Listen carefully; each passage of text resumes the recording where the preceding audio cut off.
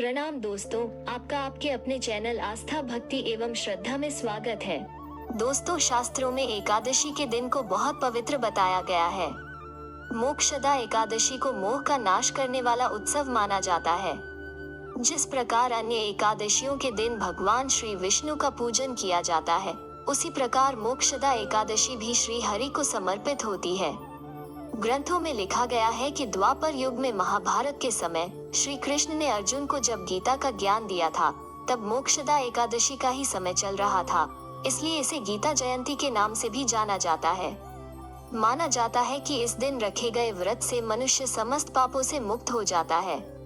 मोक्ष को प्राप्त करने के लिए इस व्रत को सभी व्रतों में श्रेष्ठ माना गया है। इस व्रत को करने से अनंत गुना फल मिलता है, इसलिए इसे पूरे विधि विधान से करना चाहिए और पूरे अनुष्ठानों का पालन करना चाहिए। इस दिन भगवान श्री विष्णु के साथ साथ उनके 8वें अवतार श्री कृष्ण जी की अलग से पूजा की जाती है। इसके साथ साथ गीता के 11 अध्यायों का पाठ किया जाता है। यदि संभव हो तो संपूर्ण गीता का पाठ करना चाहिए। दोस्तों, आइए जानते हैं मोक्षदा एकादशी का महत्व, पूजा विधि, तिथि एवं शुभ मुहूर्त, व्रत पारण करने का मुहूर्त, व्रत कथा और कुछ ऐसे उपाय जिनसे आपकी सारी मनोकामना पूरी होगी। इसलिए दोस्तों, पूरी जानकारी के लिए वीडियो को अंत तक जरूर देखें और अगर आप मेरे चैनल में नए आए हैं तो सब्सक्राइब करना ना भूलें। दोस्तों, आइए सबसे पहले जानते हैं मोक्षदा एकादशी का महत्व। भारत में इस पर्व पर अधिकतर स्थानों पर गीता जयंती का उत्सव मानकर श्री कृष्ण, महर्षि व्यास और पवित्र ग्रंथ श्रीमद् भगवद गीता का पूजन किया जाता है। वहीं दूसरी ओर इस एकादशी में भगवान श्री विष्णु को पूजा जाता है, इसलिए हिंदू धर्म के अनुयायियों के लिए इस दिन का विशेष महत्व होता है। यह दिन पितरों के पूजन के लिए भी उत्तम माना जाता है।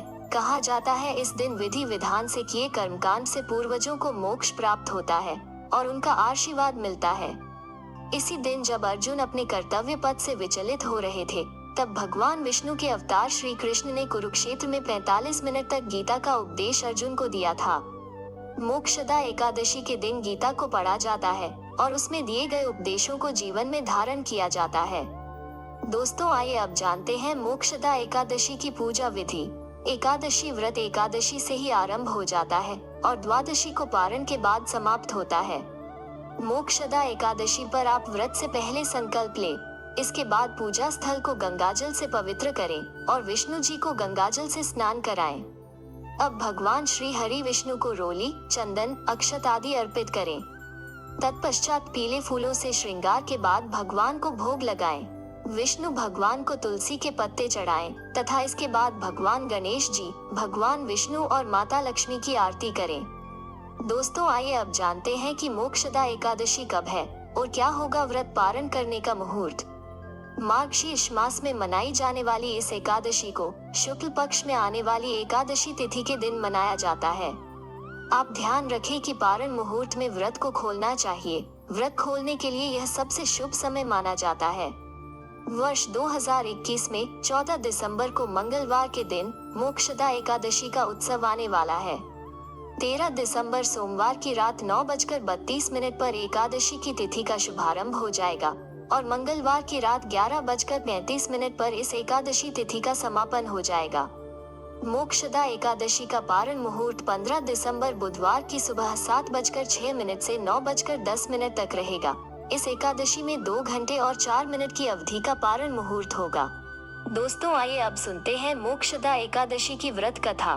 भगवान श्री कृष्ण जी ने स्वयं युधिष्ठिर को इस व्रत कथा के बारे में बताया था। बताई गई कथा के अनुसार प्राचीन काल में वैखानिक नाम का एक राजा गोकुल नाम के नगर पर राज करता था। यह राजा अपनी प्रजा का पुत्र की भांति ध्यान रखता था। राजा के राज्य में रहने वाले कई ब्राह्मणों को चारों वेदों का ज्ञान था।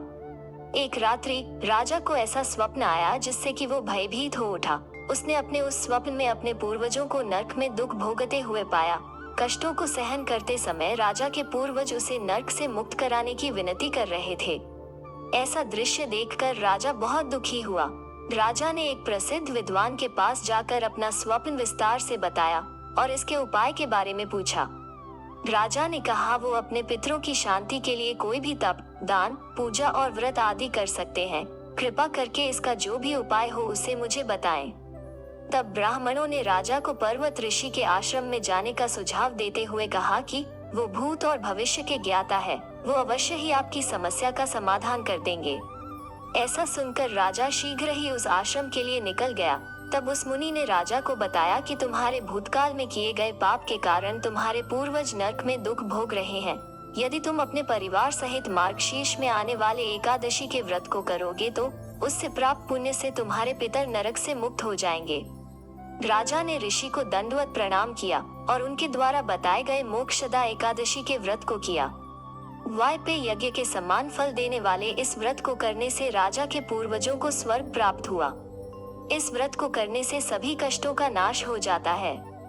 मोक्ष की प्राप्ति के लिए इस व्रत को सबसे उत्तम माना गया है। दोस्तों, आइए अब जानते हैं कुछ ऐसे उपाय जो आपकी सभी मनोकामनाएं पूर्ण कर सकते हैं।